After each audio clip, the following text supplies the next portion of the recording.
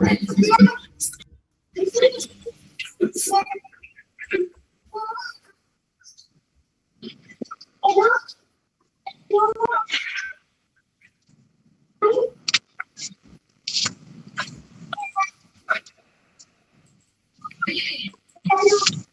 it's live now. YouTube was live?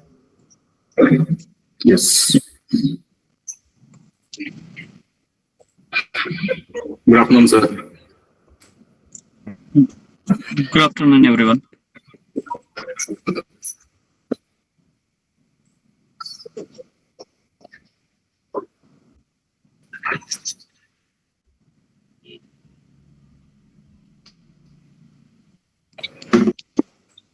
Can we see Shashidhar, sir? Yeah, he's there. Okay.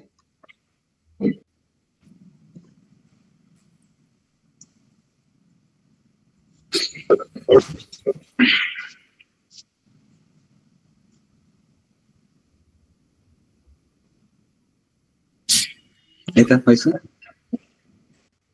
ನಾನು ಕೇಳಿಸ್ತಾರ sound Good afternoon, sir. Very good afternoon Prashant. Yes, sir. Sir. Doctor Prashant, Namaste, sir. Congratulations ಅಪ್ಪ Prashant. Thank you, sir. Sir, thank you. ನಿನ್ನೆ ಕಾಲ್ ಮಾಡಿದ್ದೀನಿ, ಆಮೇಲೆ busy ಇದ್ದೀನಿ. ನೀವು ಮಾಡಿದ ನಾನ್ busy ಇದ್ದೆ, ನಾ ಮಾಡಿದ. Yes, sir. One second, we'll start the session. Sir, is it already went live? Yes, sir. YouTube? Is it live? Yes, sir. Oh. Some live. We are on live.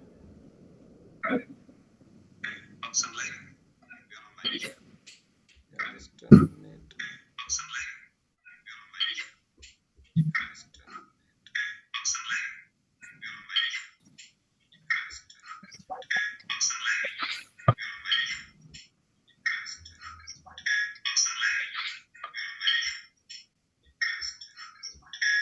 ನನಗೆ voice ಕೇಳ್ಬೇಕಲ್ಲ, ಕೇಳಲ್ಲ ಕೇಳ್ಬೇಕಲ್ಲ, ನನಗೆ ಗೊತ್ತಾಗಲ್ಲ. ಅವ್ರ ಮಾತಾಡ ನನಗೆ ಕೇಳ್ಬೇಕಲ್ಲ.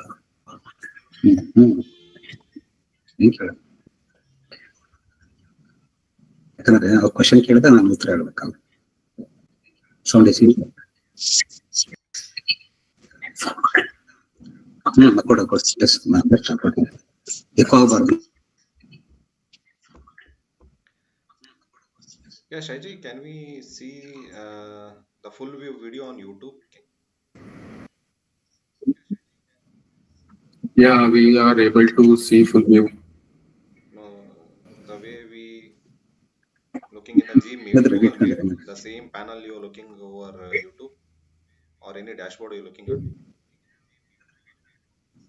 Now it's if you switch, it will come as a dashboard. Then it's no, whichever you are looking at right now on the screen, which is getting displayed.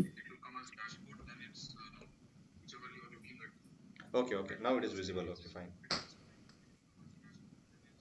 ಕೊಡೋದು ಎಲ್ಲಿ ಕೊಡಿ. Yeah, fine.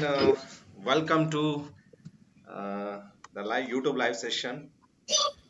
Today we are having some heat topic, urgent that skills define your 2025.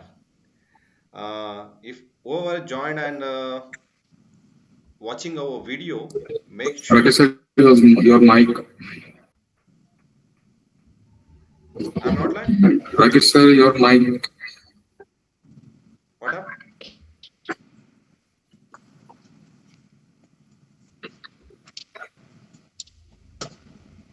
Bluetooth on ಮಾಡ್ತೀಯ? Fill ಹಂಗೆ ಇರ್ಲಿ ಬಿಡ.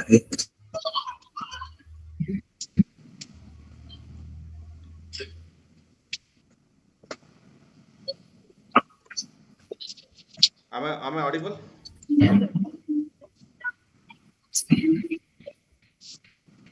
Am I audible now?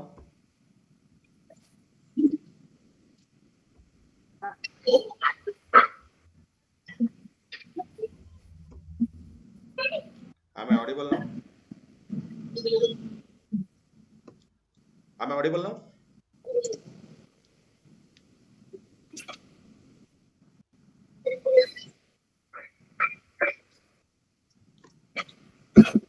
Am I audible? Yeah. Yes, sir. Okay, Yes. fine. I just fixing my audio system. I don't know why it got disconnected. Okay, fine. Then welcome once again to the YouTube Live. This is the first YouTube Live from the Skill Lift. I welcome all the tech leaders who are gathering this Sunday with a busy schedule. It's a toughest to meet and gather all together. But this is going to be the fantastic live session. Whoever is watching, definitely they will get like a bunch of insights and industry insights, academy, the skill and everything. We make sure we stay tuned and till 90 minutes. This session is going to change your life, they change your thoughts and everything, right? And this is a time to upskill, enhance, and that's the other part. But we just want to know how the world is moving with the technology or the rapid movement is happening across the world and even India. So to speak and talk about this, we have the attack leaders with us. I would like to invite Dr. SM Shashidhar to this session. Um, I really like enjoy with the Dr. Shashidhar sir, like the way he spent his decades with his academy, the industry, the one word I can say that is like uh, having a more wisdom about the education. Even I can say is an education expert. He is with us today, and one more leader, attack leader, is a passionate in R&D. Uh, Good um, afternoon. uh, Dr. Prashanth Keni is a professor for Yes. RYMEC, RY Engineering, RYM Engineering College, and today is joining with this live webinar. And one more leader we have today is Mr. Shivasharan, BIM Implementation Specialist, over having over Namaste to everyone. 12 years of experience in civil and construction industry. And in the last, we have Mr. Mohammed Shahid Kolhar, is a passionate leader for learning and teaching and dealing Very with much. artificial intelligence and machine learning. And he is the one having industry plus academy experience. And today, this is a kind of not a meeting. The viewers or the watchers, they may think that this is a kind of meeting or some kind of you know that uh, Panel discussions. uh, this is what going to happen, but not that way. This is the thing, like we all going to share our experience. It's like many are You too, joining ma'am. in the live sessions, like we are going to share our experience Okay. of what all the things has happened in this 2 to 3 decades, so that all the things are going to share Mr. Dr. SM Shashidhar. 1 minute, sir, 1 minute. My voice is, I'm just getting my voice repeated.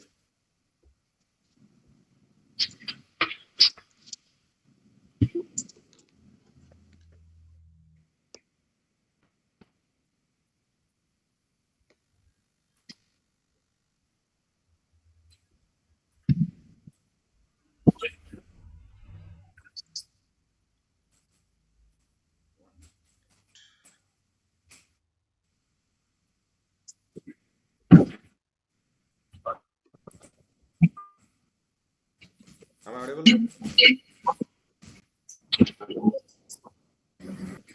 Yes, Rakeshh sir. You are audible. Okay. Yes, we don't waste so much time, and we'll start with Dr. SM Shashidhar sir.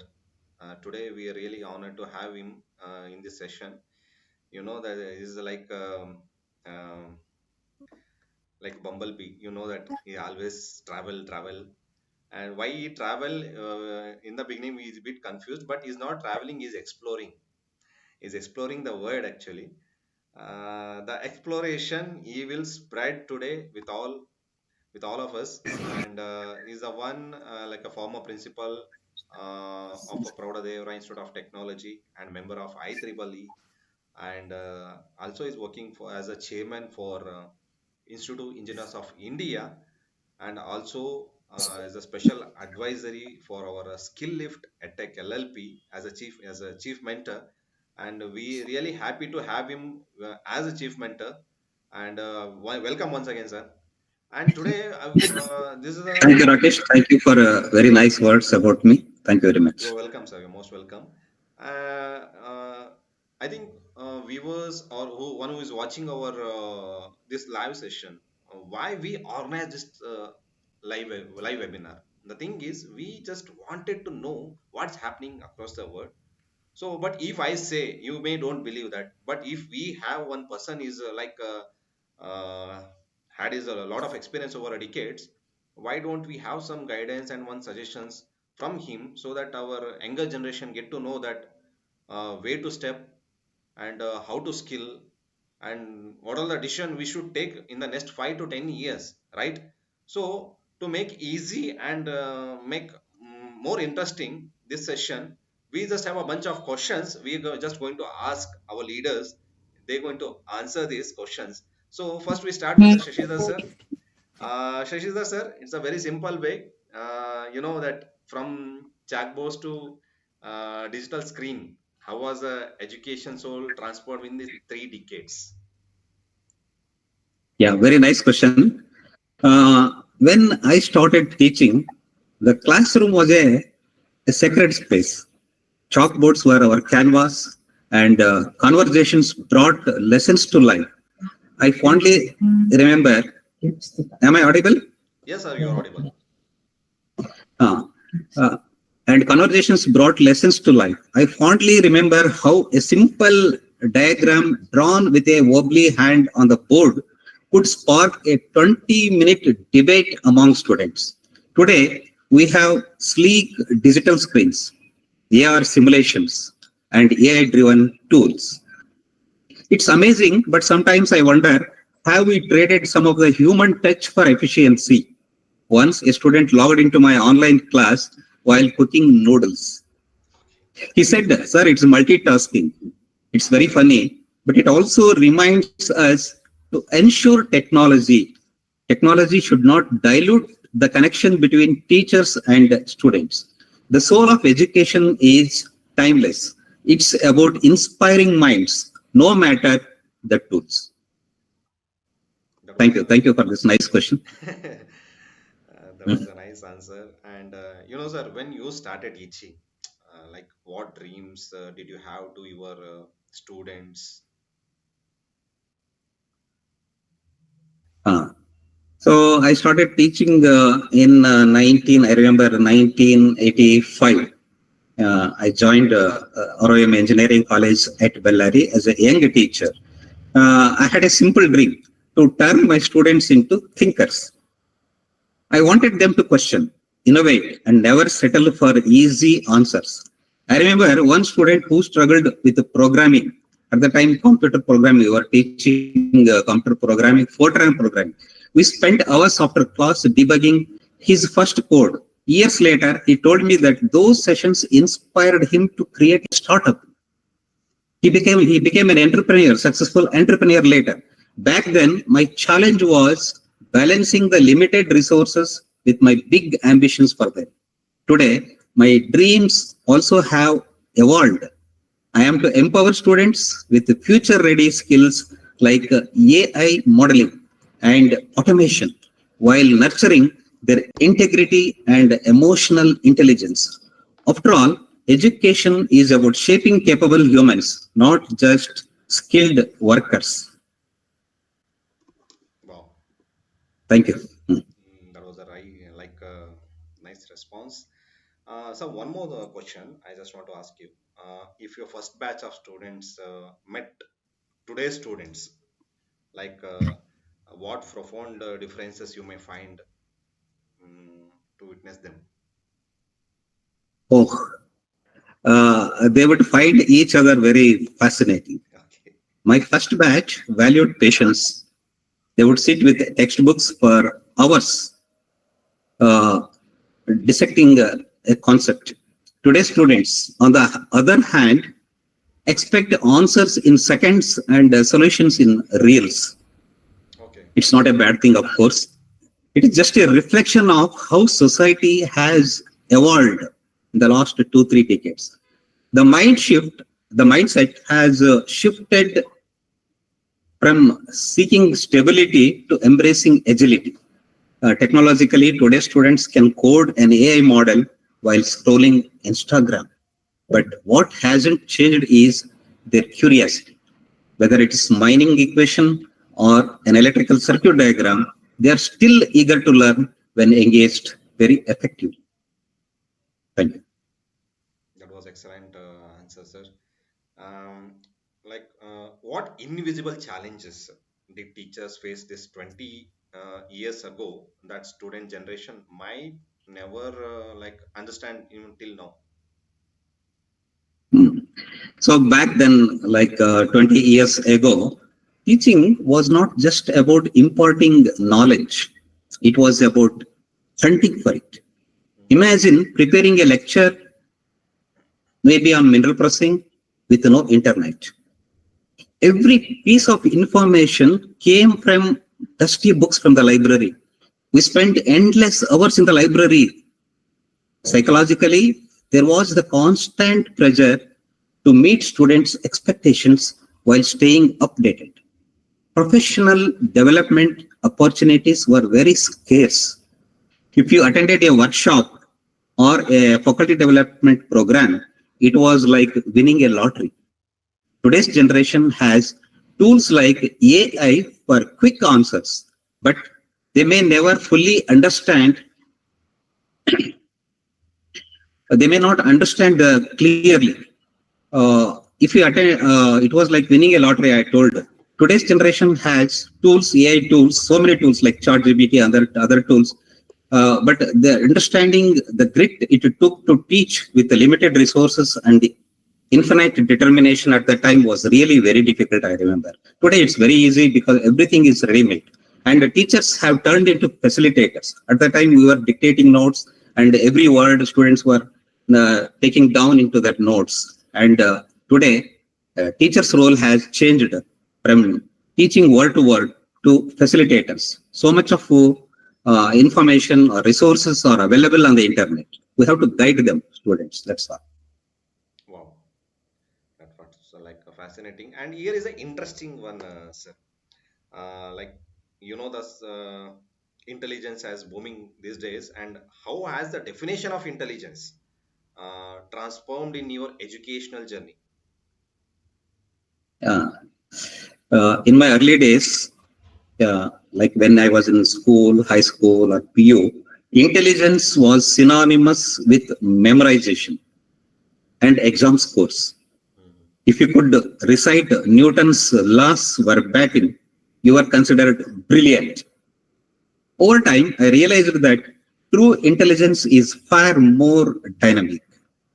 It's the creativity of a student who built a do-it-yourself circuit from scrap, or the empathy of another who mentored a struggling classmate.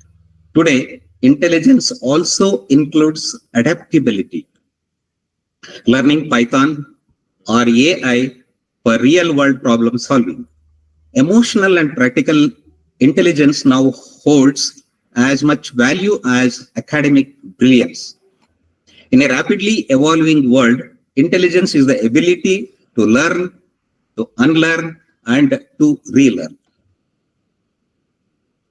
Wow. Thank you. And one more question. What moments made you realize in education is beyond textbook and classrooms? Realizing education is beyond textbooks and classrooms. Yes. There was a moment when a student who was otherwise shy in class, but an impressive simulation expert during a project, he did realize a mineral processing circuit realized through simulation. He told me later, "Sir, I didn't believe I could do it until you said I could. I didn't believe I could do it until you said I could."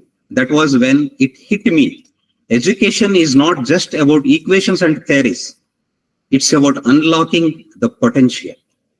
Beyond textbooks, it is the field trips, group discussions, and even small gestures of mentorship. It's about helping students see themselves as more than just learners, as innovators, problem solvers, and leaders. Thank you. Yes. Is a more interesting question, sir. If you could redesign the education system with your 3 decades of experience, what revolutionary changes would you implement? A really nice question. To redesign the education system, I would start by tackling one of the biggest gaps, that is career counseling at the high school level. In India, most students choose their career paths based on societal expectations or parental pressure rather than personal aptitude or interest. This often leads to mismatched careers and dissatisfaction later in life. Imagine a 10th grade student who has a knack for problem solving but is pushed into medicine, ignoring their potential to thrive in engineering or technology. Career counseling should be mandatory at this age, utilizing tools like psychometric tests, one-on-one mentoring, and AI-powered aptitude assessments. Speaking of AI, its role in the world is too big to ignore. Over the next 5 years, AI will revolutionize education in unimaginable ways. Adaptive learning platforms will offer personalized experiences for students. No more one-size-fits-all approach. It's a student struggles with a math concept. AI can provide targeted exercises and even explain it in multiple ways until it clicks. Science, technology, engineering, medicine, STEM fields in particular will see a massive boost from AI.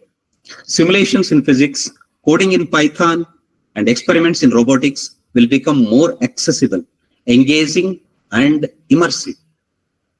But the question remains, are we preparing students for a world dominated by AI? Here is where STEM education needs a reboot. The current model heavily focuses on theoretical knowledge. For instance, in engineering, many students graduate without having touched a real circuit or written code beyond their lab examinations. Over the next 5 years, we will need to make STEM education hands-on, problem-based, and industry-oriented. Fields like AI, blockchain, quantum computing, and renewable energy will dominate the job market. Schools and colleges must evolve to teach these emerging technologies, ensuring students are not just employable, but also innovative contributors to the global economy. Finally, I would focus on fostering essential soft skills alongside technical expertise. Emotional intelligence, adaptability, and critical thinking will be indispensable in the AI-driven world. After all, while AI can process data and solve problems, it cannot replicate human creativity, empathy, and leadership. Education systems must prioritize holistic development, preparing students not just for jobs, but for life itself. In short, my redesigned education system would combine cutting-edge technology, strong fundamental counseling, and a holistic approach to learning. It's about nurturing thinkers, doers, and leaders who are ready for the challenges and opportunities of the next 5 years and beyond. Thank you. Thank you, sir. That was a nice explanation for this question. And one more question I need to ask: and how our technology advancements challenged and enhanced your teaching philosophy? These days we are relying with the traditional methods, but year by year Yes, it is yes. passing. But how you challenge Yeah, and definitely. enhance your I have teaching seen the philosophy? changes in the technology, dramatic changes in the technology. I have seen. Yes. Technology has been both a gift and a challenge. Uh, Tools like NeoFlow simulation tool, ModSim simulation tool, we have been using in the classrooms, and the AI modeling have transformed how I teach complex concepts. Students can now simulate real-world scenarios in minutes, which would have taken hours in the past.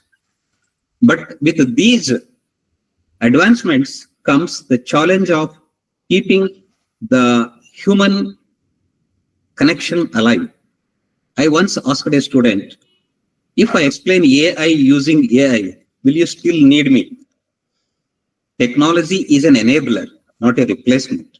My philosophy now is to use technology to amplify engagement while ensuring the core values of mentorship and curiosity remaining intact.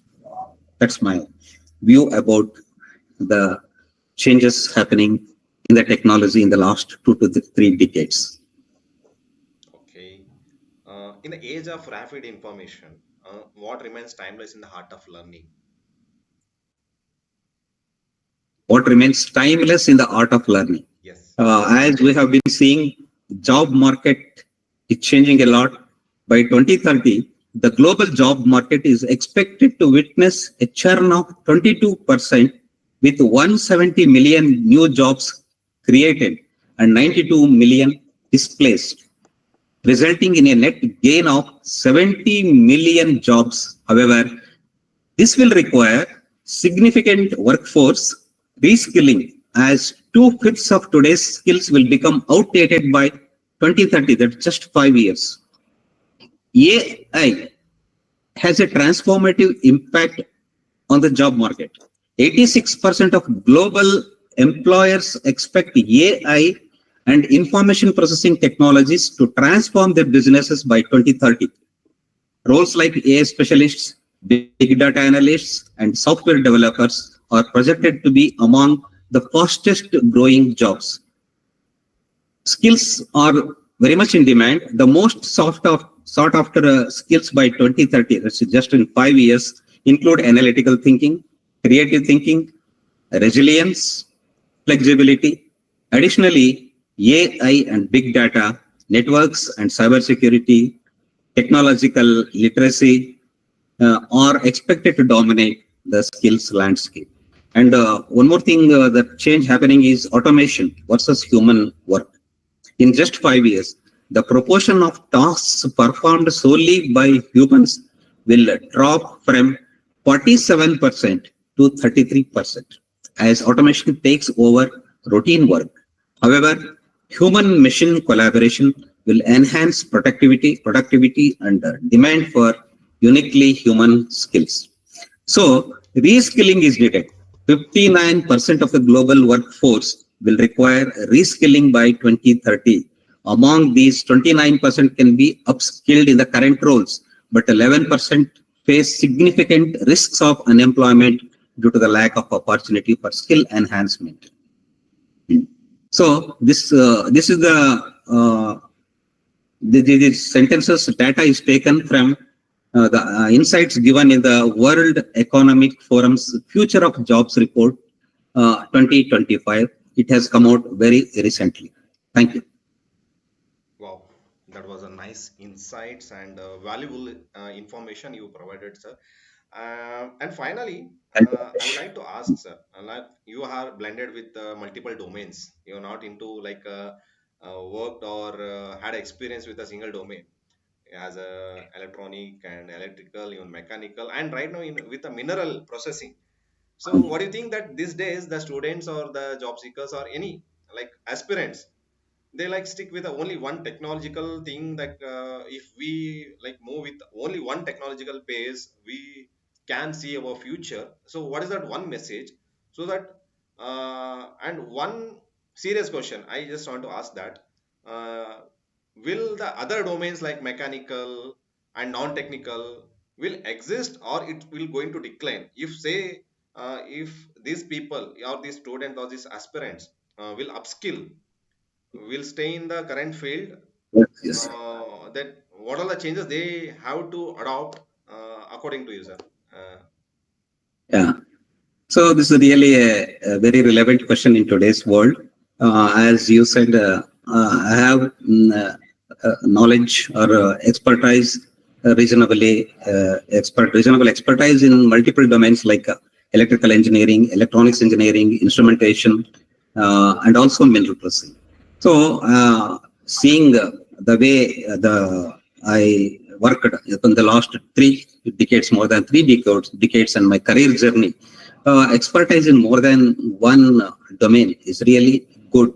And students must be capable of learning things from the other domains also.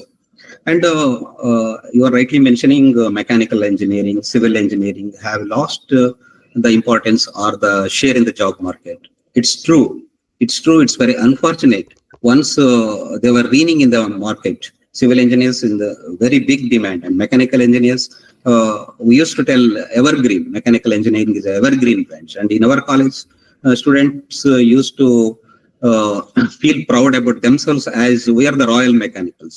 Yes, Royal But today, Royal Mech, yes. But today we are seeing that there is decline in the demand for the civil engineers and mechanical engineers. Of course, it is true. But it's very challenging that these technologies, these engineering domains must adopt the new technologies. That's very much required. Upskilling is very essential, particularly these things what's happening, particularly the artificial intelligence, robotics are very essential.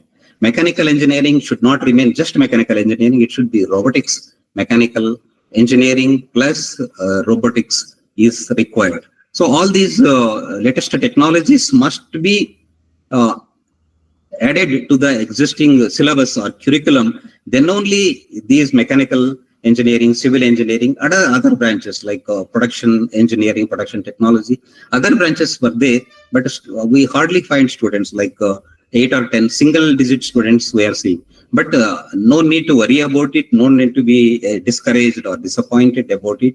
The students or the faculty must upgrade themselves, upskill themselves. It's really a big opportunity for them. As we have been seeing, the mechanical engineering faculty members are made to teach Python in our engineering college.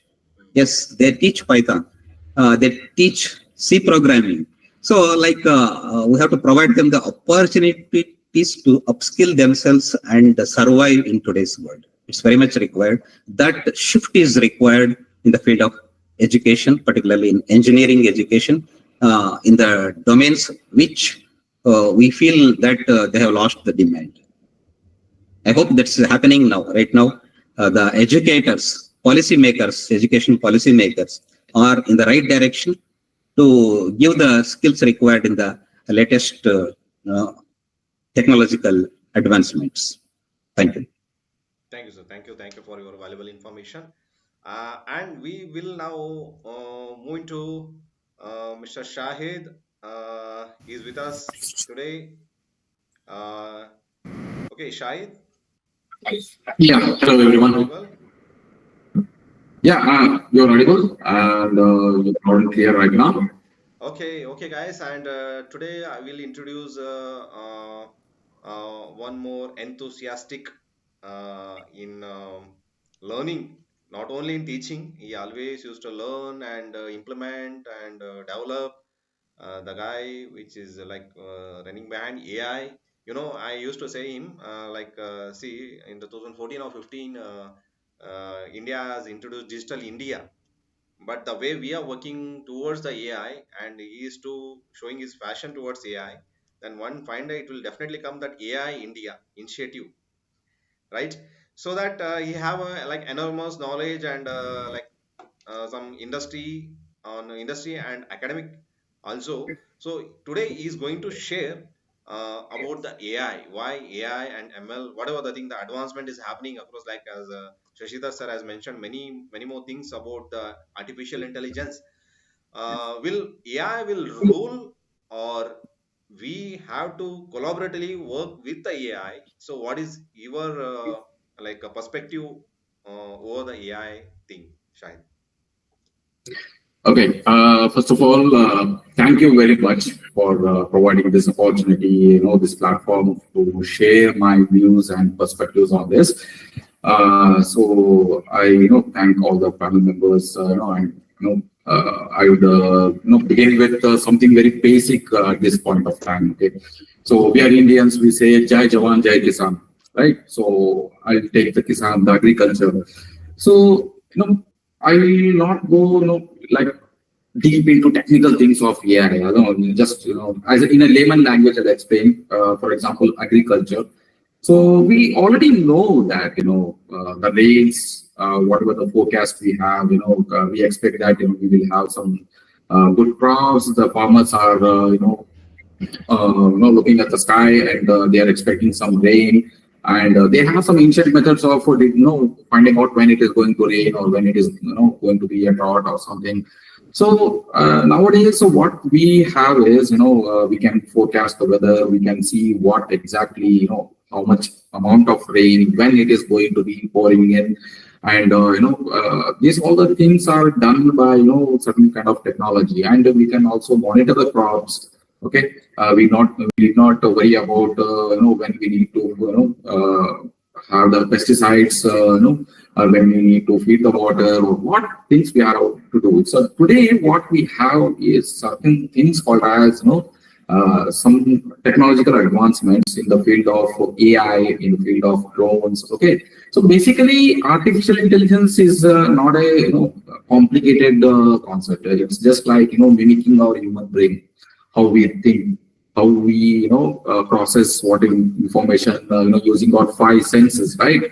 So we see, we hear, we speak, we have a touch feeling, everything. So today AI is something where it tries to mimic the human brain. Okay, so it's just an artificial structure of the brain which is being developed to make sure it enacts or mimics human brain and the thought process, the task which we do digitally. Okay, so it's not a complex thing. If we understand the artificial intelligence from the scratch, you can say, yeah, you're enjoying it.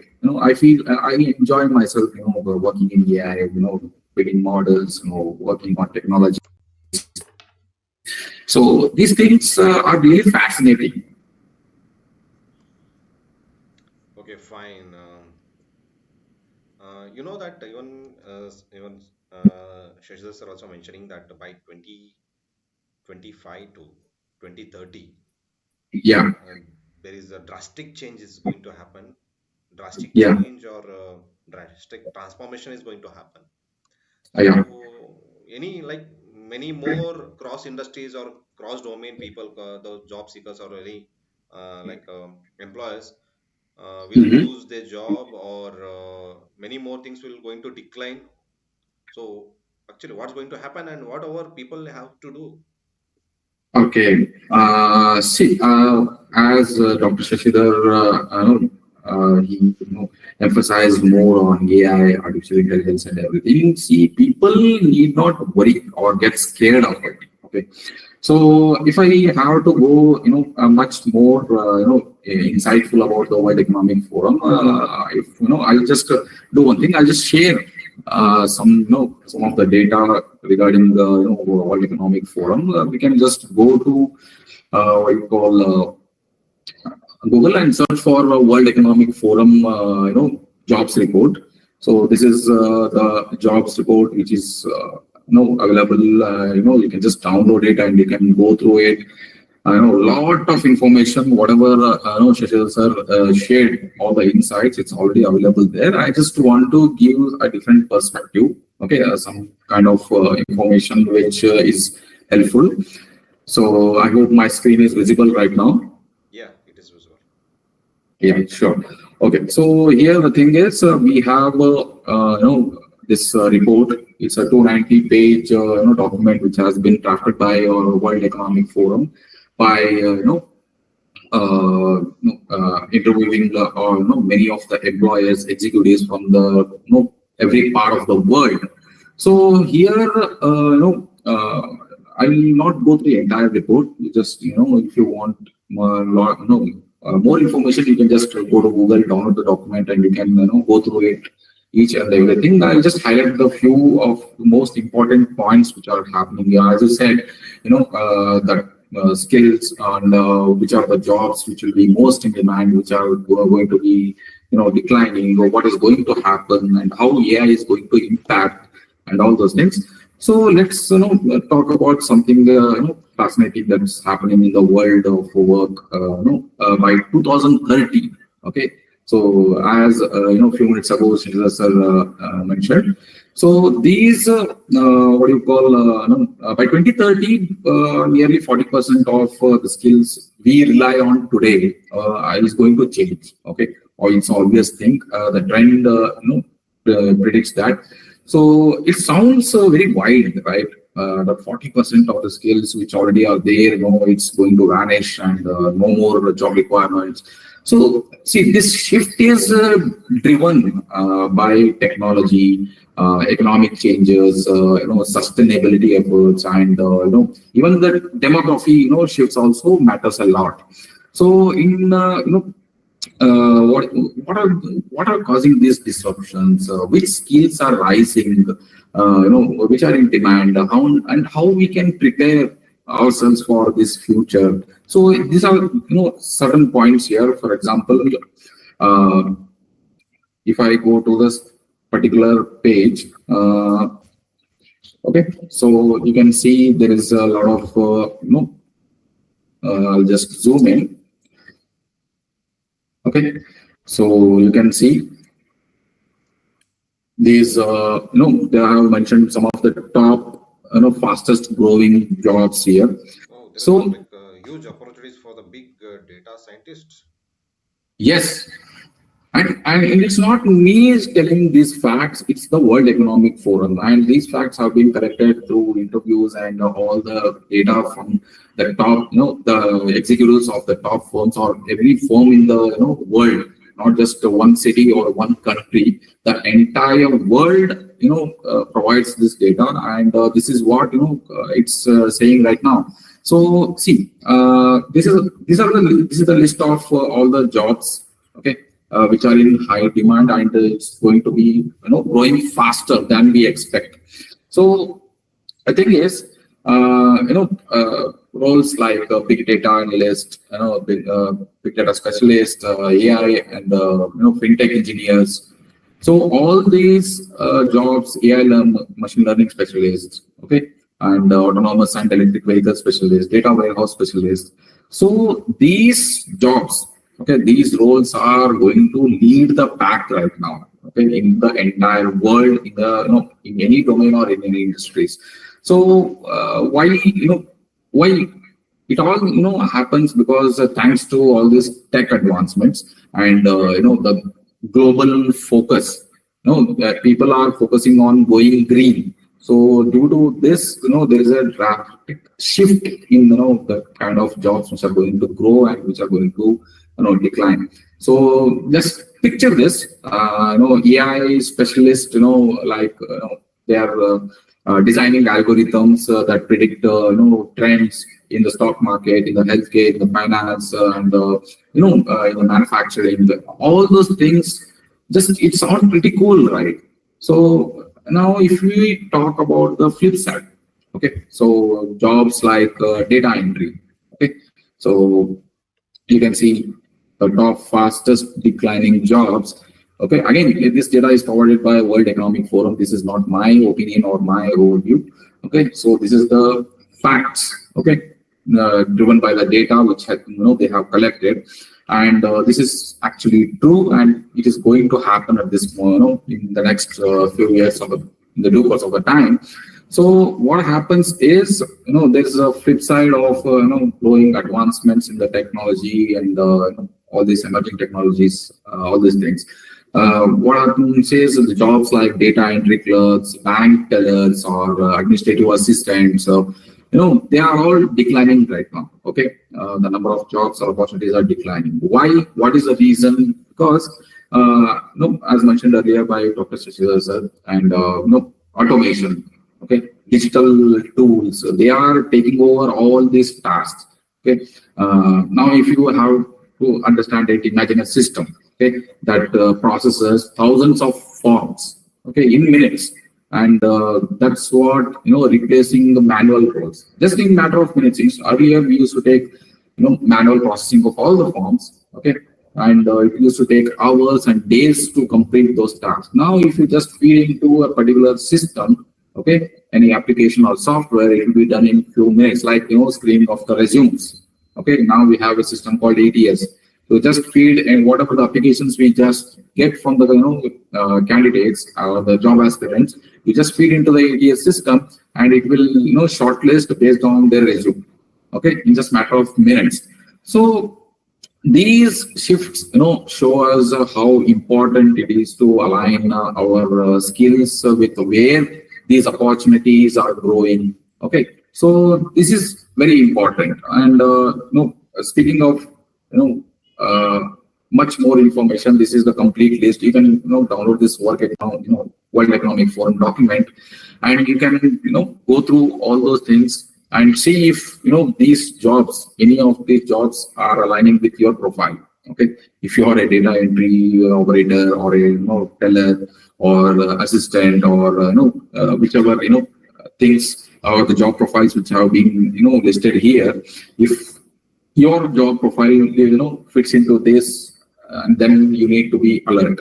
I don't say you should be afraid or scared of anything, of losing jobs or anything, but I think you need to be alert and ready to get a transition to make a future-proof career. So there are let's talk about it's all not about losing jobs. Okay, I don't say it's about losing jobs. It's about creating new ones. Okay, while automation might replace some roles, but it's also generating demand for some entirely new jobs. Okay, in every domain, in every industry. So just think about the industries like green energy and technology, healthcare. So they are booming and creating roles we didn't even think about it a few years ago. Maybe 5 years or 10 years down the line, if we think in the past, we never thought that these kind of roles would exist. Okay, so these things, for example, I think everyone would agree. Manufacturing, for instance, manufacturing is seeing more automation than any other industry right at this point of time. Okay, and if you take about the healthcare, it's growing because of aging populations, right?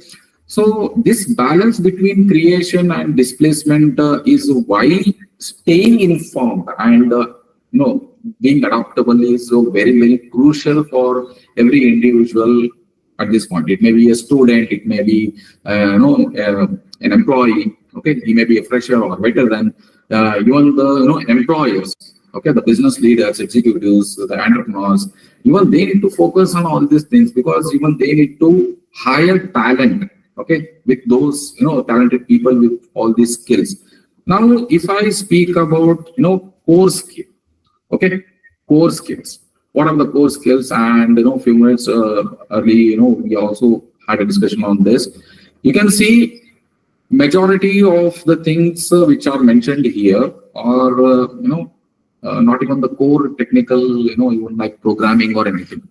Okay, we have this analytical thinking, resilience, flexibility, agility, leadership, and social influence. Okay, all these things which are being mentioned over here. So the thing is, see the skills, okay, which people are looking right now in 2025, especially the employers who want effective workforce, efficient workforce. These are the skills which people are looking out right now. Okay, and these we have about resilience and adaptability. Okay, analytical thinking. Analytical thinking, employers love it. Okay, why? Because if an employee has an analytical thinking ability, employers can solve tough problems. Okay, in the industry.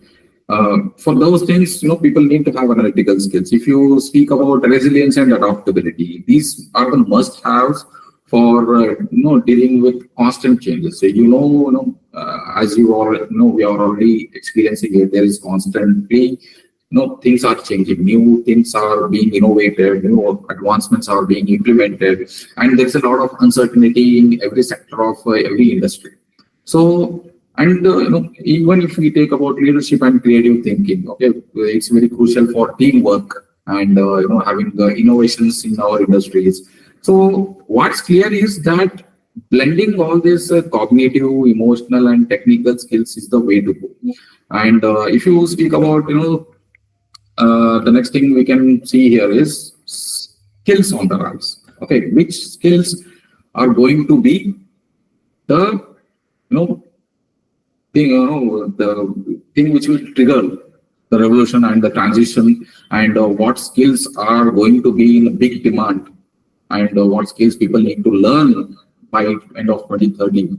So these are the many skills, and AI and big data. Okay, so these are expected to skyrocket by 2030. Okay, so Little zoom in. yeah, sure. So if it is visible, Yeah, it's visible now. okay, so you can see AI and big data, so networks and security, technological literacy, creative thinking. So these things are in high demand. By in the next 5 years there will be a huge boom. So see, these skills, AI and big data, followed very closely by this technological literacy, cyber security, networks and cyber security. See, it's not just the tech. Okay, skills like resilience, flexibility, and creativity, creative thinking are also staying high on the list. Why? Because it's a need of the hour right now. Okay, the people are industry is changing. There's a lot of transformation happening, a lot of new technology, new emerging technologies which are being developed. There is a huge demand. The consumers are consumer demand is high. And on the flip side, okay, manual skills like you can say dexterity or even some basic literacy tasks, they are all declining. Okay, why? Because automation is taking over. Okay, so whenever we have a repetitive task, if you can use automation and some kind of technology where those repetitive tasks need not be done with human intervention and without human interference. Okay, and just by monitoring it, the task can be done. So those kind of skills are jobs and skills are declining over the time, and in the next 5 years they may even disappear. So the point is to stay ahead. It's about all upskilling and reskilling. Okay, so if you speak about the next is industry specific skills. Okay, industry specific skills. So we can see we have a lot of industries listed over here. AI and big data, networks and cyber security, technology literacy, creative thinking. Okay, and how much demand or how much employees are seeking these skills. Okay. If you take AI and in automotive and aerospace, you can see AI and big data are the real game changers at this point of time. Okay, and in financial services, it's all about networks and cyber security to keep our data safe. Okay, so and then there's green energy, which is they are facing a lot of skill shortages. Okay, people aren't available who are skilled enough to work in green energy. So this makes actually green energy is right now a prime area where we can have a lot of workforce development, skill development, everything, because there is a huge demand in field of green energy. So knowing these trends can help you target where you need to put your effort and where those skills will make major impact. All these things. So next, if you see about okay, the core skills which we need in 2030 after 5 years. Okay, which things will be at the top. So these you can say as you look towards 2030, some skills are going to remain very critical. Okay, so I'll just make sure it's visible. Okay. So we have this out of focus skills. Means there, the job market is going to decline with respect to these skills in this quarter. Okay, and these are the emerging skills. Okay, and these are the steady skills which they will remain. Okay, they are core now, and they are not going to be expected to be increased a lot. But yes, they will remain. Please zoom in And our Sure. See, so this, okay, here you can see, programming.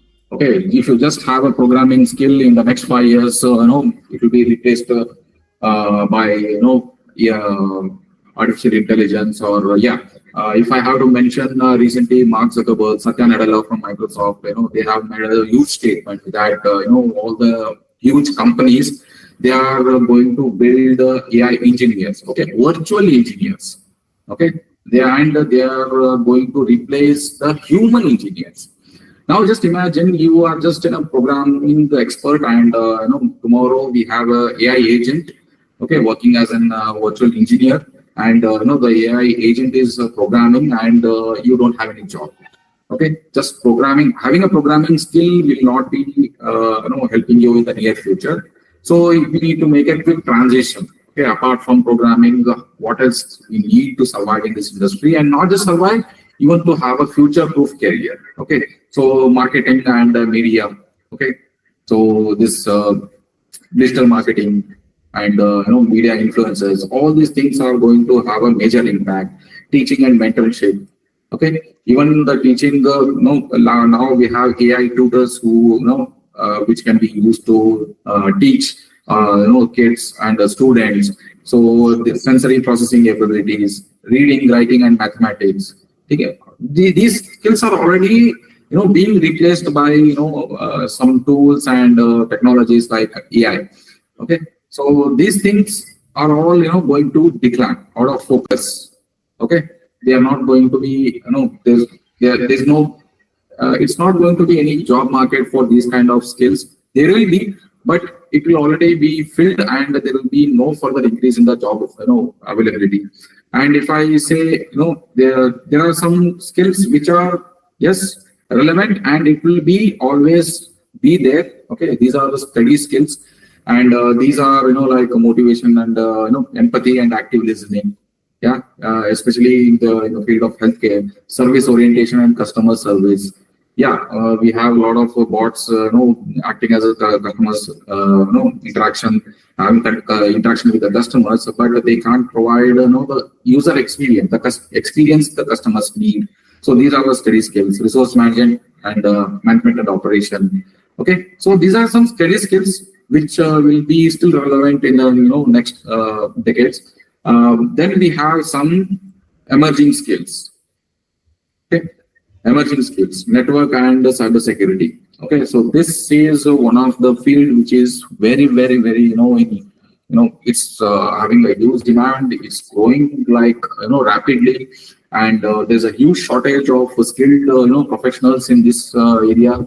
Okay, environmental stewardship. Okay, design and user experience. So these are certain emerging skills where it's still under, either you can say under research, they're still under development, and we have not reached an optimum results or experience where we can implement it completely. Yeah, there are certain implementations, but in near future there will be a lot of advancements in these areas.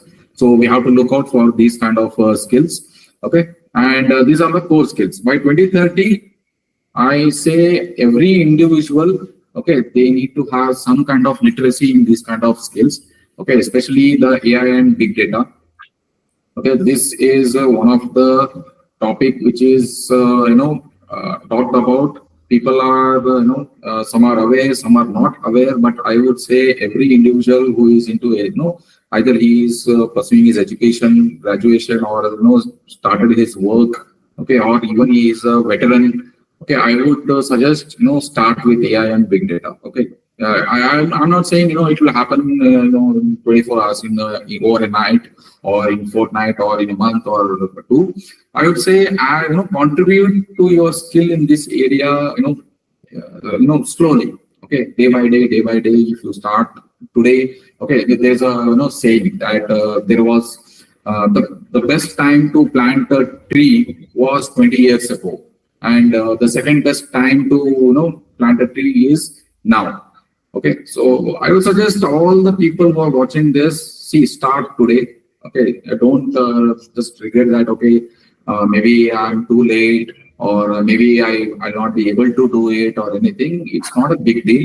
Anyone and everyone will be, is capable of doing it. Only thing is we have to start. We have to start at our own pace, and we have to start with, a motivation and a mindset that yes, we have to adopt ourselves, we have to upskill ourselves, and we have to be ready for the transition and the transformation which is going to happen by 2030. And this the whatever the upskilling process, it needs to be consistent, and they have to make sure they give time for this, and they should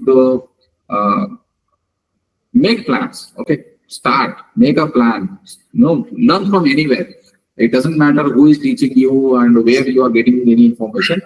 The thing is, you need to start, you need to learn from anyone and everyone, anywhere or anywhere. It doesn't matter. It's from the books, it's from the person, it's from the AI itself. But you need to start. So I would say, just, people who are watching this, these things, whatever you are seeing in the screen, it's going to be the game changers by 2030. So people, please, take it seriously, and I want you all to be ready by that time. So next thing is, we'll just look at some of the insights. Especially if we speak about our own country in India, what is going to happen by 2030. So this is these are certain statistics which we are seeing here. I'll zoom out so that so if you can see, these are the key roles which are going to get a business transformation at this point. What is the growth? Which one is declining? AI and machine learning specialists, it will be 100% growth. Data analysts and scientists. All this business intelligence analysts, business professional, development professionals, and you can see assembly and factory workers, administrative assistants, and executive secretaries in India. It is going on a declining side. It's taking a flip side, and the jobs are declining. And if you speak about if I have to get a job today, what are the core skills in 2025? If I have to say, analytical thinking, resilience, flexibility, and agility, AI and big data, creative thinking, and leadership and social influence. Now you can say, so what about programming, or what about the certain skills which we are already learned from all these days? We are already been working. Yes, those skills are also there, but the thing is, today in 2025, employers are looking for these. So if you need to land in a job or have a future-proof career in 2025, these are the things, and especially AI and big data. Why? Because if you see skills of increasing use by 2030, AI and big data, it's going to take a huge leap. In next 5 years, it is going to rule the entire industry, entire market, and this one thing will define what your future will be.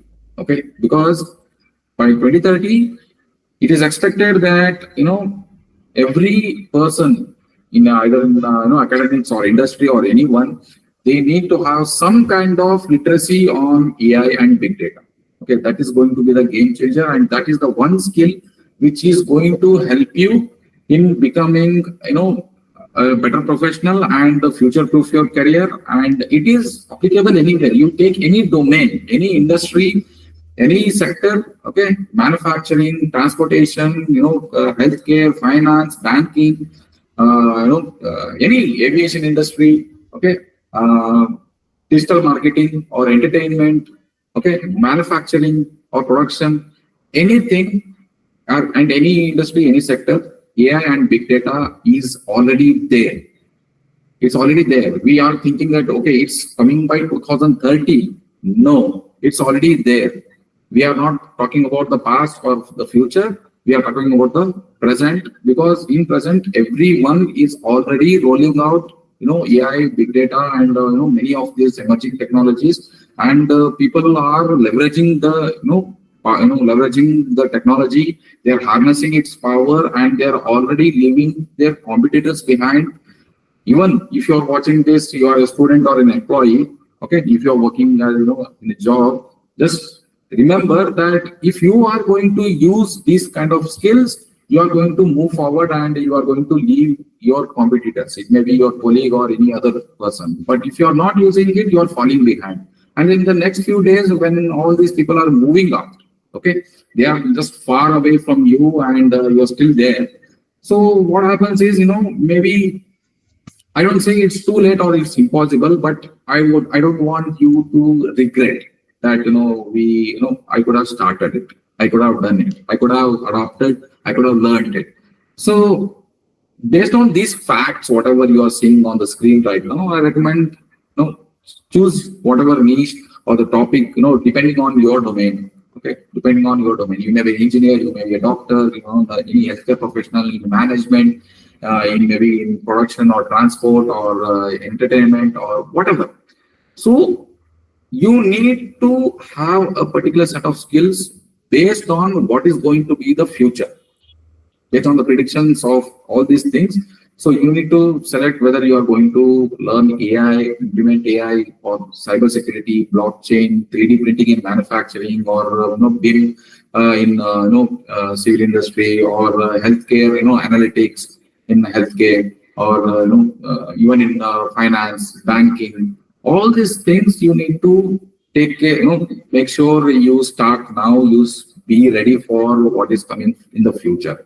So this is something about within the report what I found very useful, and I wanted to share these insights with all these the viewers and the people who are who want to do something in their life and have a better. Everything is upskilling. Okay, either you skill yourself, you learn some skill, or you are already working, you have to upskill, reskill. Okay, learn, relearn. Okay, use all these things, and this thing, whatever they have said in a World Economic Forum, have presented to the world. So this is going to be the game changer, and this will lead you to your better prospects in the in your career. So this is pretty much about it. Yeah, that was so informative, like too informative given to our audience. One thing is clear with this, and one who is working like from past 5 years or 10 years, if he is blaming the technology, the advancement, he can save or he can secure or he can uplift if he willing to upskill, right? Yes. So this is what we are not saying this. The report itself, like showing and making the remind, like making all people to remind that be skilled. Fine. Thank you, Shahid, for your wonderful engagement with this webinar, and we'll just move with one more like energetic leader, and is working towards the some of the innovation things and everything. And we have today Mr. Shivasharan sir with us. Welcome once again, sir, to the Hello, show. sir. We are really honored that we are having you in today's live session. And I have a question with you. That what is BIM? And as we know that you are a BIM implementation specialist, our audience wanted to know that what is BIM, what is that role, and why it's really essential for civil engineers, and why even many are like site engineers, they are working and still blaming that I'm not getting a good job or good opportunities. So what is that one message, and what is the implementation, and what is that upskillment they must adopt from today? Over to you, sir. Hello. Yeah. Good evening, you all, and heartily wishing for the Republic Day to you all of the Indians. Thank you, sir. Yeah. So let's say you asked about the good questions. The BIM, okay, is totally related to the civil engineering and infra related sounding world now, right now. Yes, everyone talking about of BIM. Okay, we generally call it as BIM, but it stands for the BIM. So it's nothing but of information related to the construction and building process. That means building information modeling. That's the word we have to call it as BIM. So here we need to notice that informations, right? If you want, if we're going to construct a building, right, we need a lot of data. That is nothing but the informations. So what exactly the informations we need? Here, a number of rules will be comes under this process to construct a building or to complete any kind of the our civil project. Okay, that relates to not only for the architectural part. Here in architectural, we have to go with a lot of plannings and data stuffs, and then the process moves to for structural part. Okay, what exactly the structure? Without the structure, the building is not going to be stand up, because the structure is nothing but the backbone of the that project, right? Then we have to go with the MEP part. So MEP, that stands for mechanical, electric and plumbing things. What the data we need to provide and we need to incorporate for that project. But I said architect role is to be complete the project in aspect of proper planning, how aesthetically it looks, and on the base of the structure we need to design that particular project. Okay, in aspect of residential, commercial, whatever the kind of project is to be there. Then we have to move for that the designed the one the did the architect, okay, the plans and all, that is to be moved for the structural aspect. Okay, according to that, the design, the one by the architect, okay, he will be going to be analyze the things, whether the structure, that is nothing but we in general we have to call it as columns, beams and trusses and the stuffs are there. What the aesthetic look is going to be balanced in aspect of structural part. As I said, structure is nothing but the backbones, right? So without the bones, how the skeleton, how the things is to be, the mass is going to be stable over there. So that first we need to mix up the things, right? So as per the architect, the structure things to be get done. Then we need to move for the very important aspect that I said about of MEP.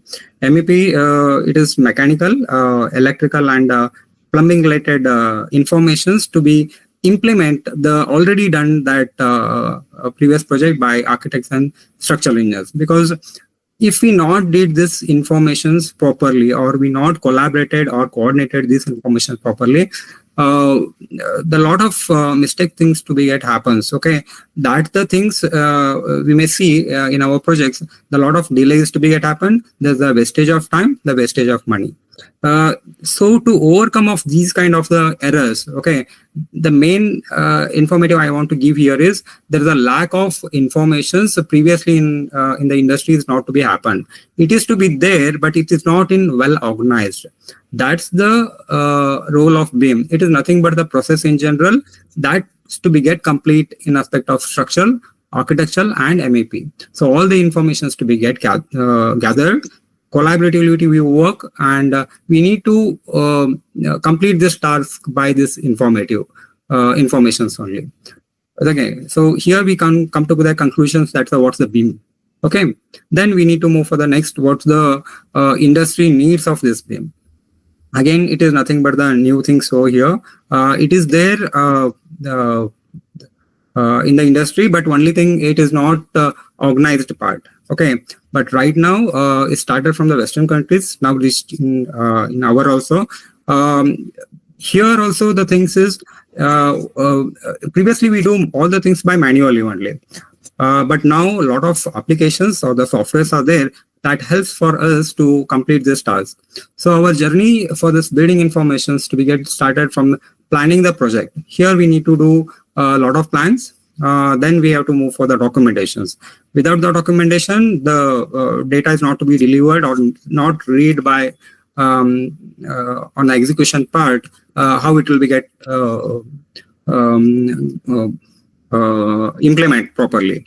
So we need to make a proper documentations in aspect of a soft copy or hard copy, whatever it may be. That documentation is nothing but the texting, hatching.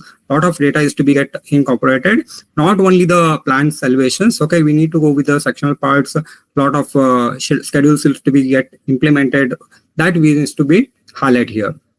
And then we need to move on for the analyzations. Here we need to analyze that, for example, the structural things, how the building is going to be balanced with respect of that proper elements we are going to place over there. For example, the rebarring and the concrete part, the things to be get done. So, and a part of that, energy analyzation is to be also be get done here. Again, next to that level, we need to go for the sustainable kind of elements to be get implemented in our project. So that's the one thing.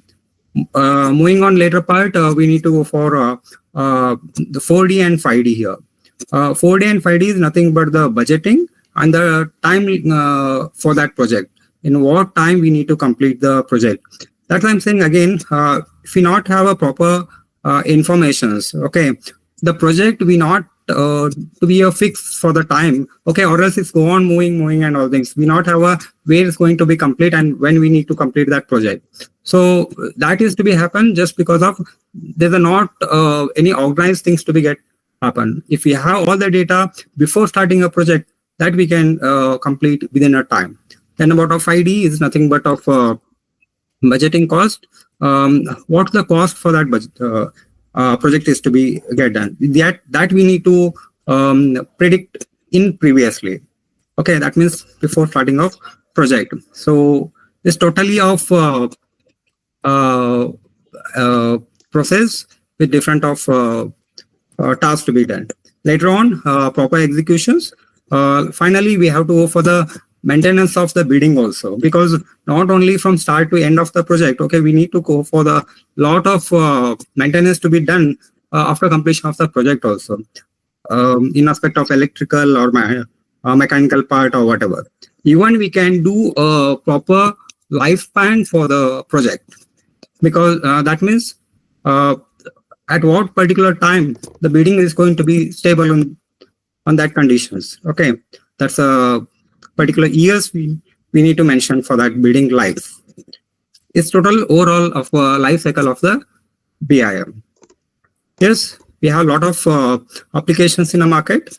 That's we need to utilizing them. And yes, as you asked about of what are the roles of the BIM.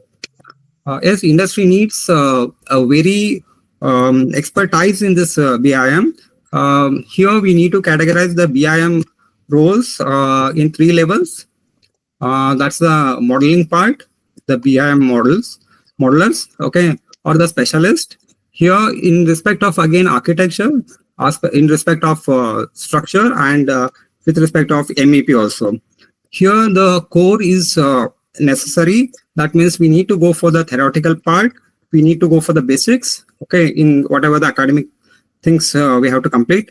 On that base, using the BIM applications, okay, for example, the Revit is a very good example. We may take the name because totally we have to call Revit is a BIM applications itself. What is BIM? Revit. Revit is a BIM. This is the sounding words nowadays we can listen in our industry. So yes, very good features they are provided in this applications. Using them, we can do and effectively do the modelings and analyzations and all later part of documentations, budgeting, costing, scheduling. So, yes, very good important part on this applications are coordinations and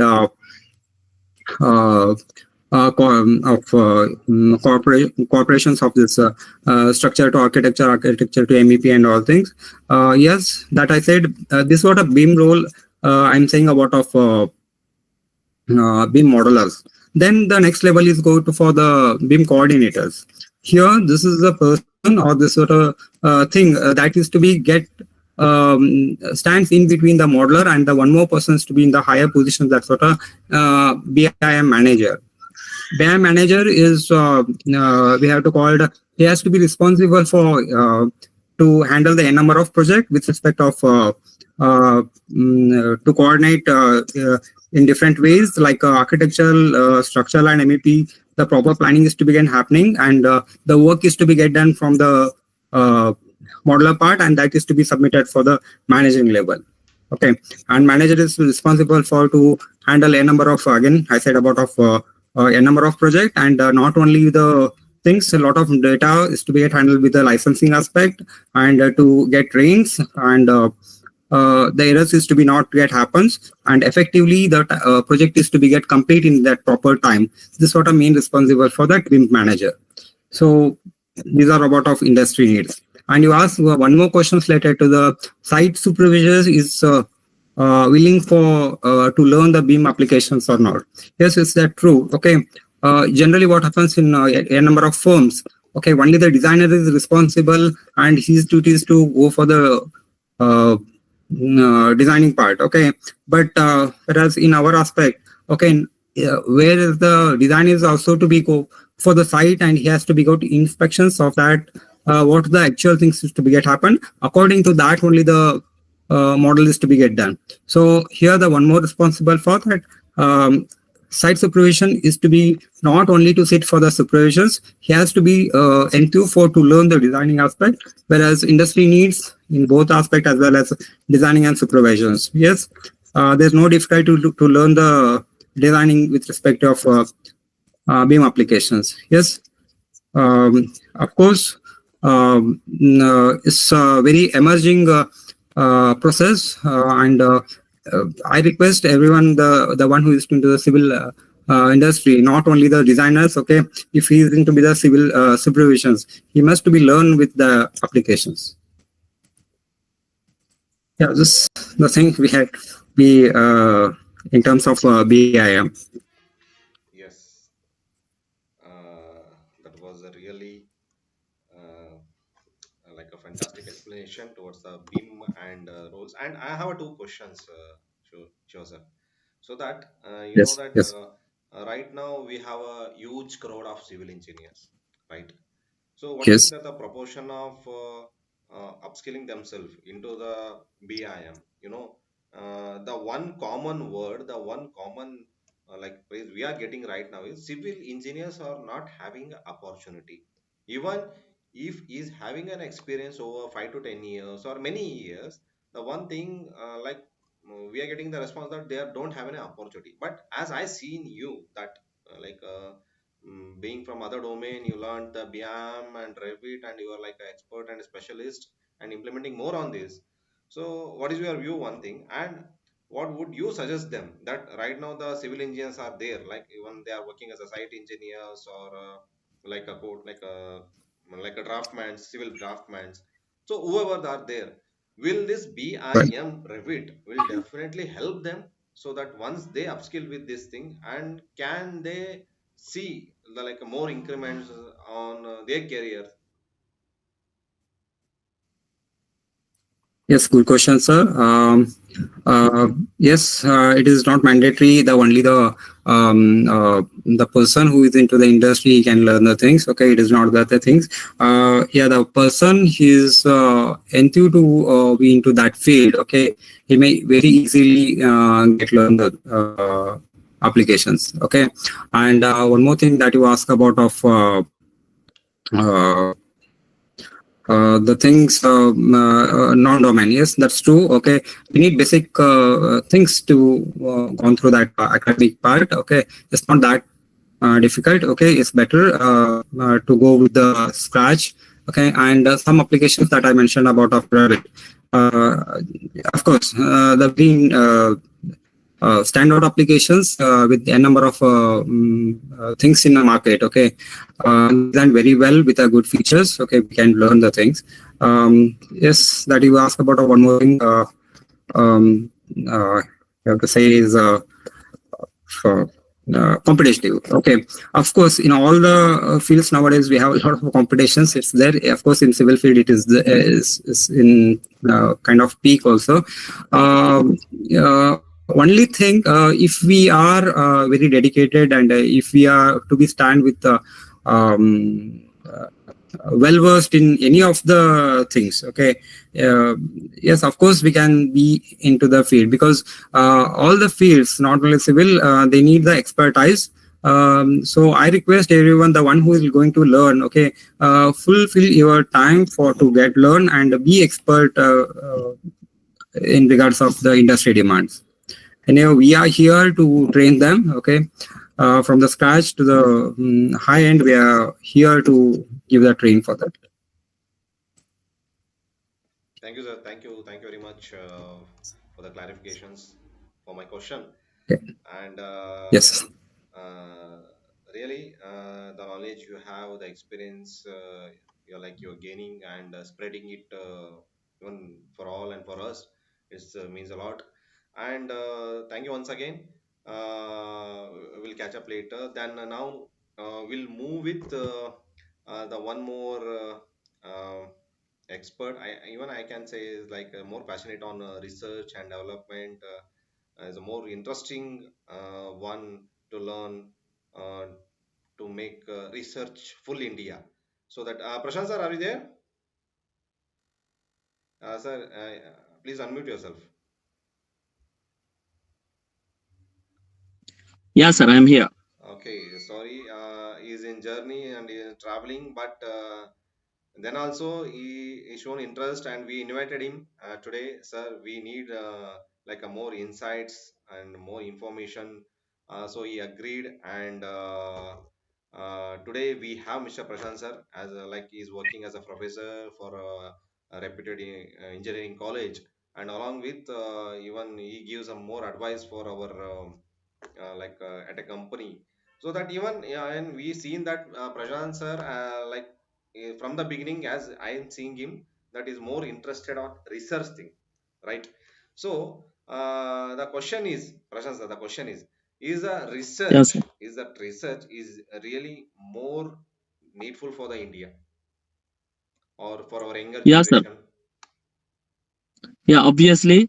First of all, I want to thank all the three resource person who has given a insight regarding the technology and regarding how the things need to be moved in the future generation, everything. When it coming back to the point of research and development and innovation mainly.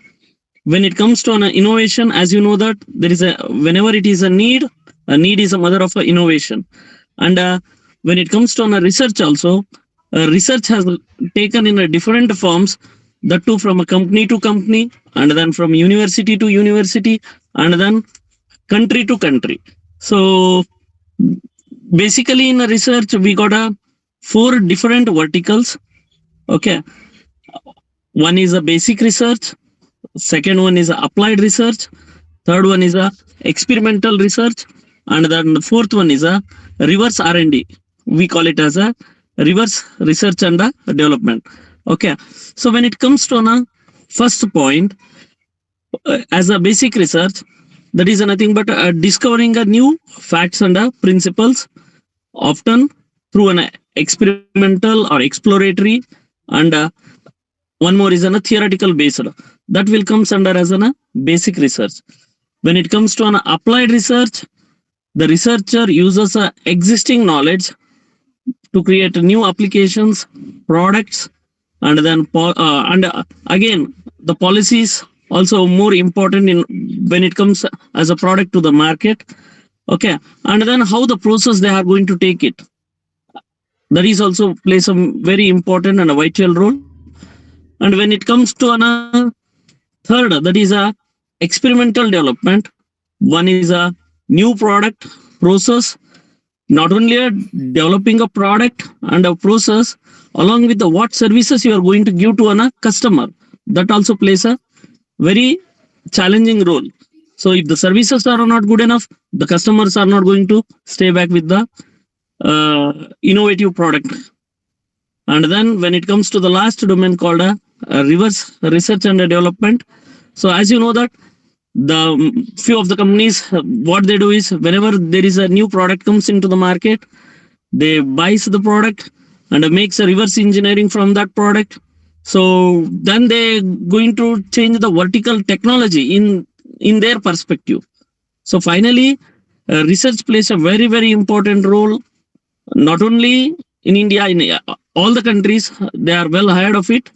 So when it comes to an engineering skill sets, so our engineering students need to be well in advance with the current technology, so that they can able to lead a very good life in future days.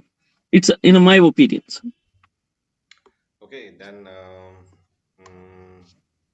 as you are into the research, right?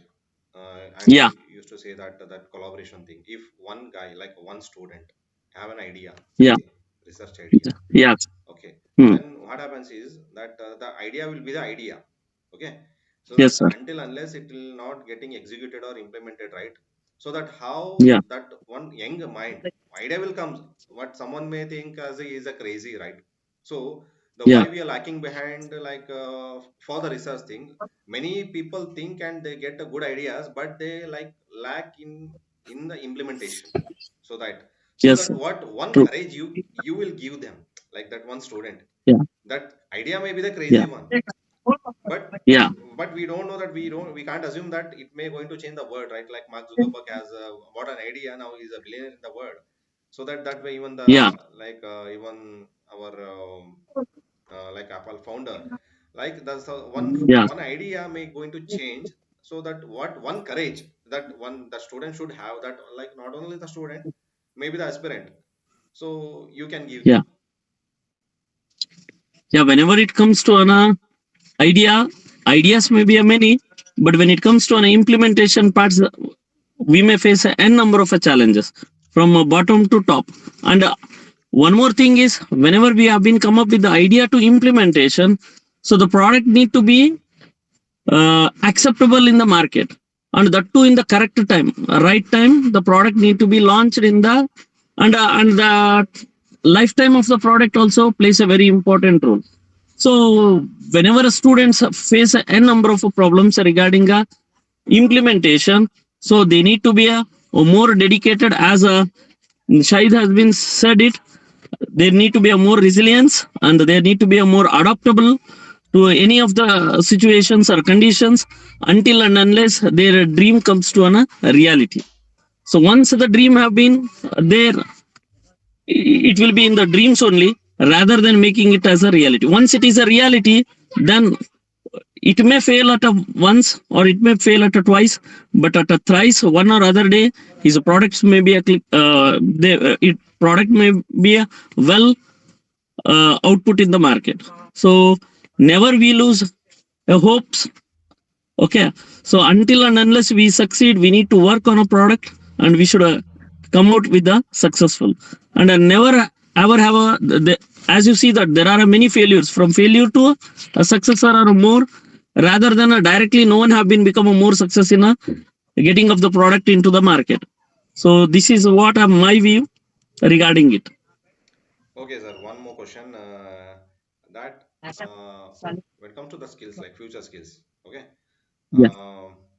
The future skills, if we like get into the analyzing it, so how research will help. Like one guy is as I mentioned that he have an idea, okay, he will implement it. So that one more doubt he may get into his mind that in between the implementation, so that Yeah. how like this may turn into the future skill, so that Okay. how he can analyze, and how he may like get into the things can work more on the way, like any getting supports, any from the industries or any collaborations, so that you know that when it comes to an idea in implementation, only the one is in the room, only the one person in the room, he may be the Yeah. student or the aspirant, anyone, so that any Yeah. back support the one researcher may get, so that he can get like he can get up and just move forward and get into the things work. So any like supporting resources he may get to get things work done. Yeah, here in India, see, in other country perspective, there are a few, there are think labs, or maker spaces, or different labs have been set up over there, where they explore technology aspects. When it comes to an India, again, we need to either approach to in the same vertical domain in which passionate area they are interested to work, and interested to make their own product, or they want to do it in a research. Either they need to go with the academical basic research, they need to do it, and then they need to approach some of the industries. So if your idea is good, and there are a few funding agencies for that, and from the government and central government there are a few opportunities. If your idea is really working well, the two with the prototype model, then obviously you may get a seed funds, Okay, once from the seed funds, again you start implementing to a next level. So when it comes to an industry level, there are again a different types of funds from the industry. Okay, so they need to grab those opportunities. From that, they can able to make it as a stable. Okay, fine then. And one more question, sir. One more question is, like, Yes. if someone in the outside, right? Someone in the outside, he got an idea and he implemented it. Any success stories in your mind so that our viewers can get some inspiration from that guy, so that they can get start. Any? Yeah, yeah, there are a number of peoples.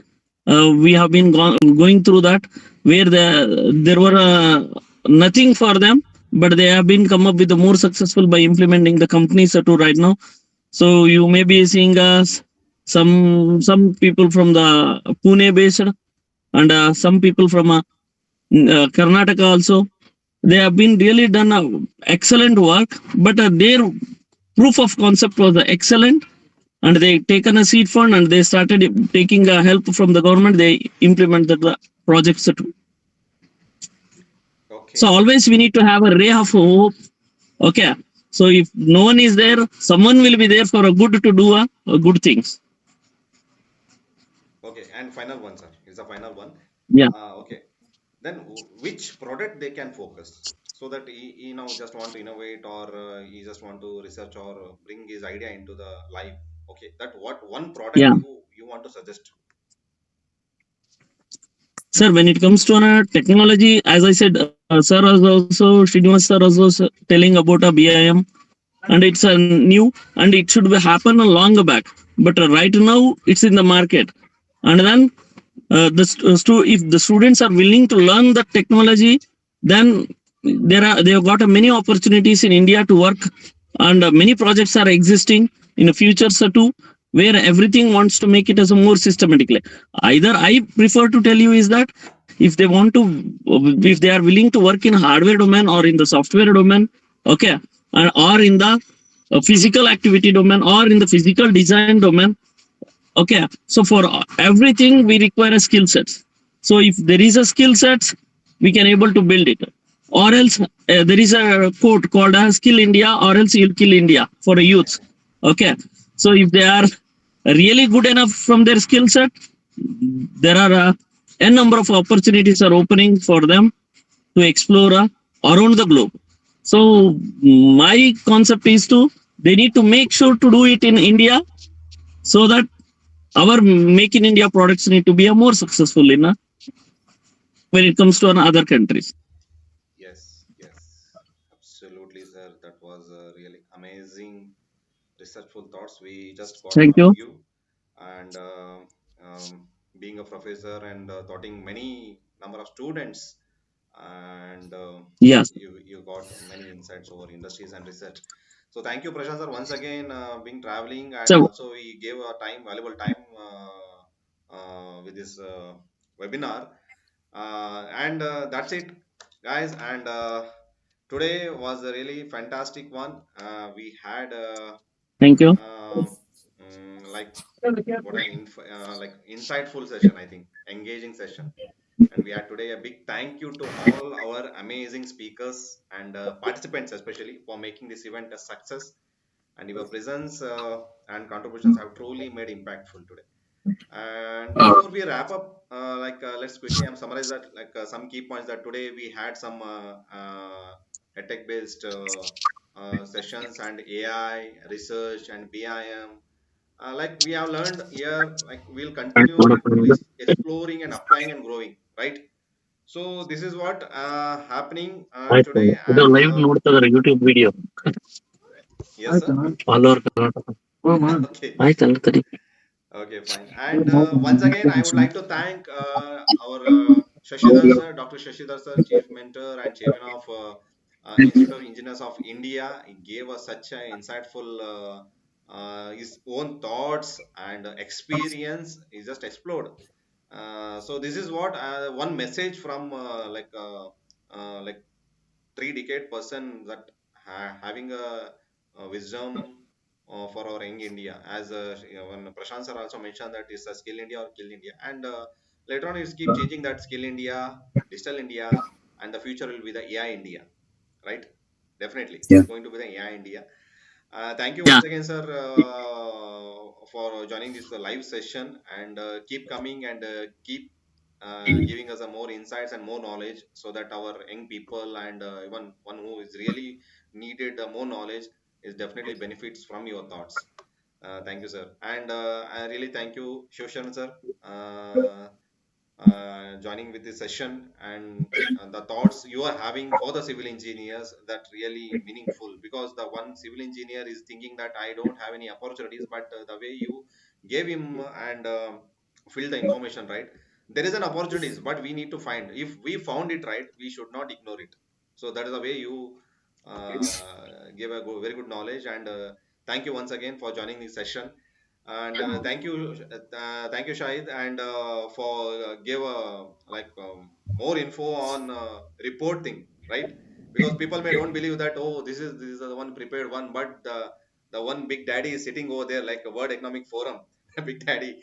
Uh, he prepared, generated, and this is what going to happen. One thing is clear: predicting the future, it's not a magic; it's artificial intelligence, I think. Right? So Yeah, definitely the absolutely. future we have seen, and is showing us the path. The world is moving. If we go along with them, definitely that's a better one. As you mentioned, everything about the AI and the implementation, the knowledge, and the proportions of rising and declining. So this is this that was really like helpful resources you provided. Thank you once again for joining this session. And finally, Mr. Prashanth sir, sorry, Dr. Prashanth sir, even he gave us such a insights on research, that even when it comes to the research, we should not think about the Albert Einstein. Like Albert Einstein is having like white aged person, those kind of people only into the research. When it comes to an idea, like young minds and young people should come forward, and if he's having an idea, like many more platforms and many more like private bodies, government bodies, they are ready to help them. If the idea is really valuable and more helpful for the nation and the society, then definitely that idea going to explore, and it will help many people. In that way is explained. Thank you, Prashant sir, for giving your valuable time for this webinar, and definitely your words will impact our viewers, our audience, and we'll really expect one more session from you with elaboration, with a long session. We understand the situation right now, like you're traveling, but the points and inputs you give, I will accept and consider it. And finally, guys, and this is what urgent, as we mentioned in our poster, that urgent, the skills will going to define 2025. Yes, these all the skills is going to define 2025. If you are in 2025, if you want to be in the 2025, so upskill and be the skilled one. Okay, as he said that the only way we are having, only one opportunity we are having in our hand right now is skill up, reskill, upskill. Thank you for joining this session today, and don't forget to subscribe our channel and share this video to the maximum people. I know this could be the high length video, but many more insightful inputs and like information you may get over in this video. So don't forget to share and subscribe our channel, so that you will get notified for our upcoming session, future session. If you found today's live streaming valuable, please give some comments. If you really have any questions, and please put comments so that we can answer your comments. So this is a program today, and have a wonderful Sunday. Enjoy. Thank you. Actually, sir, we have one of our viewer who has asked the question. If we have a couple of minutes, we can answer it. Yeah. What is the question? Actually, the question is, I'm a non-technical person. Can I learn AI? I would like to answer that question myself to that particular viewer. So my answer is yes, absolutely. You can learn AI even if you are a non-technical person. See, AI is a broad field, and while some area requires some technical skills, advanced technical skills, and there are many things which we do in the AI technically. There are a lot of aspects which need not have a deep knowledge of technical skills, and you can have a simple roadmap to learn AI. See, in the next 2-3 decades, there are two kinds of people who are going to survive. Either the person who is going to develop these AI systems, or the person who knows how to effectively use these AI tools into his work. So only these two people are going to survive in the next industry revolution right now. So the thing is, if you want to learn AI, there are two ways. Okay, there is no, even if you are a 10th pass, okay, or a 12th pass, you don't have a computer literacy. Okay, so either you can start, learn how to use AI tools, okay, in your work or for your use, or you can also start working on learning to how to develop AI. Okay, it doesn't need any extraordinary degrees. You need not be any math genius, or you don't need not have a PhD to learn AI, how to use AI or how to develop AI. There is a simple way of doing all those things. If you need any assistance, you can contact us. You can contact, you can look at our website, skillift.com. Look out for all the information, or you can contact us. Okay, and we will help. We will be able to provide you all the assistance, and we can do whatever we can to make you learn AI. So yes, see, you don't need a technical background to understand, or to understand AI, develop AI or use AI. Small, start from small things. Build your knowledge step by step, and focus on applying in ways which will interest you. Okay, and definitely, if you are interested, and we will, if you can reach out to us. Okay, we have contact details in our website, so you can contact us, and definitely we will be able to help you learning AI, even if you are from a non-technical background, without having any fascinating degrees or PhDs or any kind of technical weirdness or anything. We can help you learn AI. Okay, so you can reach out to us, and it's good that you are enthusiastic and you want to learn AI. So definitely we will help you and support you in whatever possible way we can to reach your goal. Okay, thank you. Thank you, Shahid, for your good response. And once again, thank you so much for joining us today. And until next time, stay curious, keep learning. We will see you in the next time. Take care. Goodbye. Yeah, thank you very much. Thank you.